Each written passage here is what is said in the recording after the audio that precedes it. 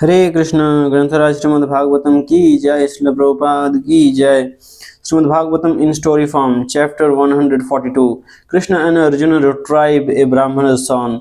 The super excellent power of Krishna. Canto 10. Long ago, great sages assembled on the shore of the river Saraswati to perform a great sacrifice. At that time, a controversy arose among them as to which of the three predominating deities, Lord Vishnu, Lord Brahma, and Lord Shiva, was actually supreme. After much discussion, the great sage Vrigu was deputed to test all three to determine who possessed the quality of goodness in full, and then report back to the assembly. Phrigu first went to visit his father, Lord Brahma. Coming before him, Phrigu purposely neglected to offer his obeisances or any suitable prayers to show respect.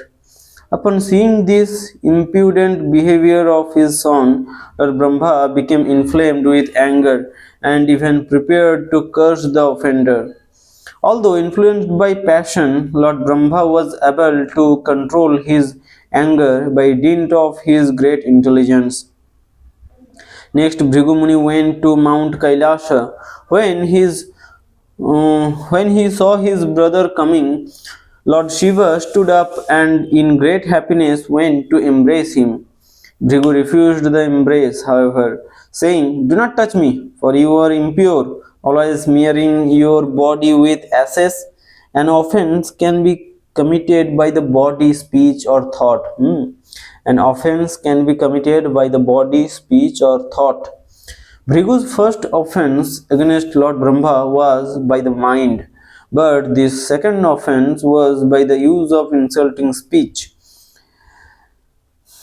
Because the quality of ignorance is predominant in Lord Shiva, upon hearing this, he immediately became red with rage. Taking his trident, Lord Shiva was prepared to kill Bhrigu. But then Parvati fell at his feet and was able to pacify him with sweet words. Parvati is Triguna Mai. Parvati is Triguna Mai because her personality is a mixture of the three qualities, and in this instance, she was able to invoke Lord Shiva's quality of goodness. Next, Bhrigu went to Svetadipa, where he saw Lord Vishnu laying on a bed of flowers, along with his wife, the goddesses of fortune, who was massaging his feet. After approaching Sri Vishnu, Bhrigu committed the greatest offense by placing his foot on the Lord's chest. Because a brahmana is to be executed because a brahmana is to be excused even if he sometimes commits an offense, the all merciful Lord did not get angry. Instead of cursing Bhrigu, Lord Vishnu hurriedly got up from his bed along with Lakshmi and bowed his head to the ground at the brahmana's feet. then while offering Bhrigu's while offering Bhrigu a seat, the Lord said, "My dear Brahmana, it is great blessing that you have come here. I am very sorry that when you first entered, I could not receive you properly. Therefore, please excuse my offense. The water that washes your feet purifies the places of pilgrimage. Please stay her and sanctify my Vaikuntha planet. I know that your feet are very soft like a lotus flower, and that my chest is as hard as a thunderbolt. I am afraid that you must have felt some pain by touching my chest. By the touch of your foot, my chest has become sanctified, so that Lakshmi will be pleased to live there perpetually. Now, just to relieve the pain that you felt, let me massage your feet." Although Lord Vishnu did not take offense at Bhrigu's action, ever since that time, Lakshmi has been has not been very favorable to the Brahmanas, and so they are generally seen to be very poor. Bhrigu became extremely astonished upon hearing the Lord's words, and by appreciating his actual position, being overwhelmed by ecstatic emotion, his voice choked up. Bhrigu remained silent as tears glided down from his eyes. Bhrigu returned to the assembly of sages and described all that he had experienced. The sages were amazed to hear about what had happened, and they became convinced that Lord Vishnu is the Supreme Lord. From him come the essential principles of religion as well as fearlessness, the eightfold mystic powers, and detachment with knowledge. His form is that of pure goodness, and the Brahmanas are his worshipable deities. All these sages thus became pure devotees of the Lord, and at the end they attained his transcendental abode. One day, a Brahmana's wife gave birth to a son, but as soon as the baby touched the ground, he died. Being very aggrieved, the Brahmana picked up the dead body and carried it to King Ugrasena's palace at Dwarka. Being very upset, the Brahmana addressed the assembly. This duplicitous enemy of the Brahmanas, an unqualified ruler who is addicted to the sense gratification, has caused the death of my son by some discrepancy in the execution of his duties. Citizens that serve such a wicked king who takes pleasure in violence and who cannot control his senses are doomed to suffer poverty and constant miseries.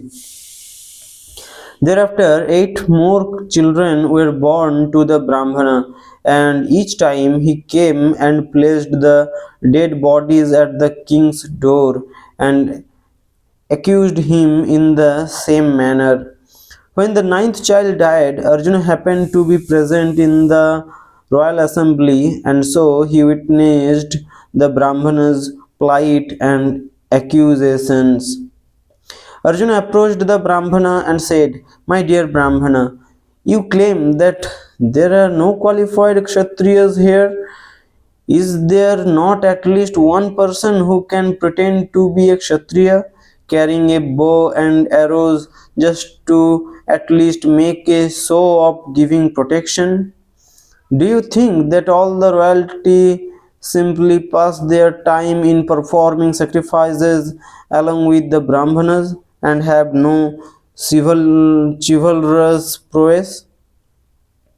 The rulers of a kingdom in which the Brahmanas lament over lost wives, children, and property are merely impostors who play the role of a king just to earn a livelihood. My lord, I will protect your wife and children, and if I fail to keep my promise, then I will enter a blazing fire to atone for my sin.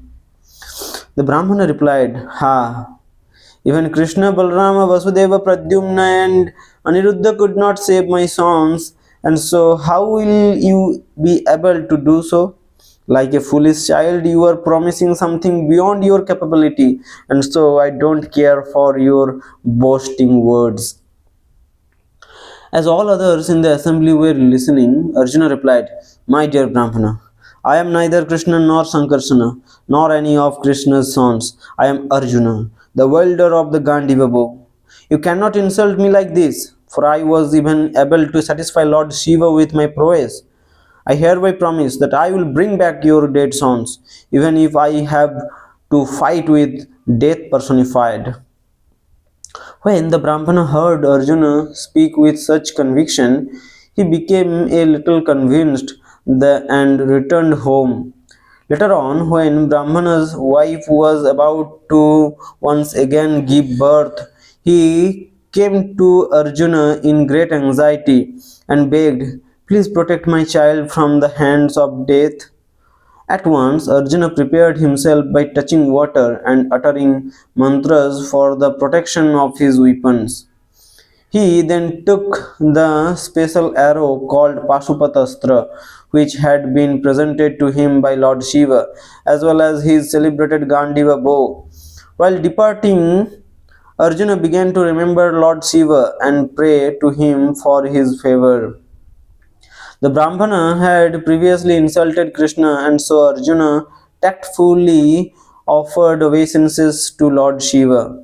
In addition, because of his intimate friendly dealing with Krishna, Arjuna thought that the Lord was perhaps unable to give protection to the Brahmana.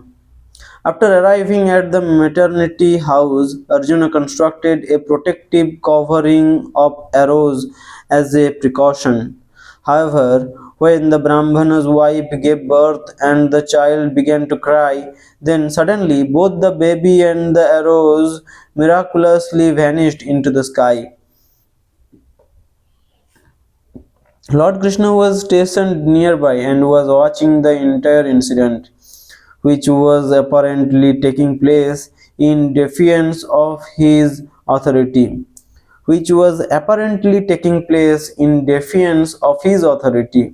But it was actually he who had taken away the child along with the arrow of Lord Shiva, of which Arjuna was so proud. The Brahmana then came out of his house and derided Arjuna in front of Krishna, by saying, "Just see how foolish I was to put my faith in this bragging eunuch, eunuch, who is only expert in making false promises. To hell with this liar Arjuna, to hell with his Gandiva bow. He is so foolish that he was deluded himself into thinking that he is even greater than Krishna and Balrama, who can bring back someone that destiny has already taken away." As the Brahmana continued to heap insults upon him, Arjuna empowered himself with the mystic perfection that enables one to travel at will. First, Arjuna went to Shamyamani, the abode of Yamraja, in search of the Brahmana's baby. When he failed to find the child there, Arjuna proceeded to travel to all the planets of the universe, from top to bottom. Indeed, Arjuna was able to reach Brahmaloka, where even great mystic yogis cannot enter. At last, being unable to find the baby anywhere, Arjuna prepared to throw himself into fire as he had vowed. Just at that moment, Krishna appeared there and dissuaded Arjuna by saying, "Come with me, and I will show you the Brahmana's sons." Then these same persons that are now criticizing us will once again establish our spotless fame. Lord Krishna called for his transcendental chariot, and along with Arjuna he departed. The Lord's chariot passed over Saptadvipa, the seven islands, and then crossed over the Loka boundary, entering the vast region of total darkness, which are or include the coverings of the universe.